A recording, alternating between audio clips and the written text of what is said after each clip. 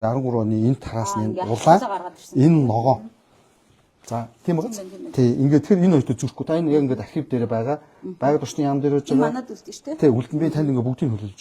За энэ хоёрын зөрөө гэхээр энэ улаан хуучин. Энэ яг хөө ер нь бол энийг ингээд голын чинь голдрол нь энэ хажуу талдаа нэгдүгээр татам, хоёрдугаар татам жоохон өксөд хэрэг динж хийж байгаа. За тэгэхээр туулын хурдны зам гэдэг бол өөрөө голын голдрлоор биш, хоёрдугаар татам динж хоёрын голоор явж байгаа. Тэгээд зөвхөн Улаанбаатар хотын Маашны гүрс, Игдайны гүрс дээрээ голын голдрлог ойртож байгаа.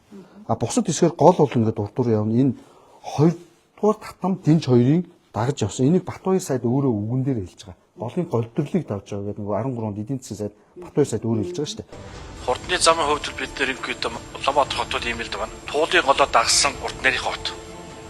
Тийм учраас зүүнээсээ баруун тишээ хурдны замтай болъё. Тэрийг туул голынхоо далан дагуулад барья гэсэн байдлаар шийдлээс бич байгаа. Яг энэ зургаараа энэ улаан зургаар энэ зургаар.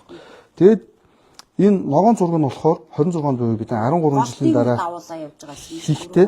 За ингээд ер нь бол ингээд тараас энийг энэ дээр бол замын салбарт энийг тараас өөрчлөх гэж хэлэхгүй. Ихэнх хүн давхцалтай.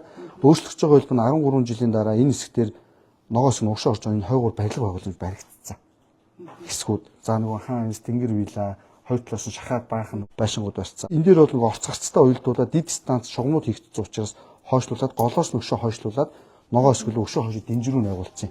Тараасаа өөрчлөлт ерөөдөө бол энэ тарас концептыг дагж байгаа. 13 жил өнгөрцөн учраас дид станц барилга байгууламж болон голоосоо жоохон холбоот тодорхой жоохон л өөрчлөлт.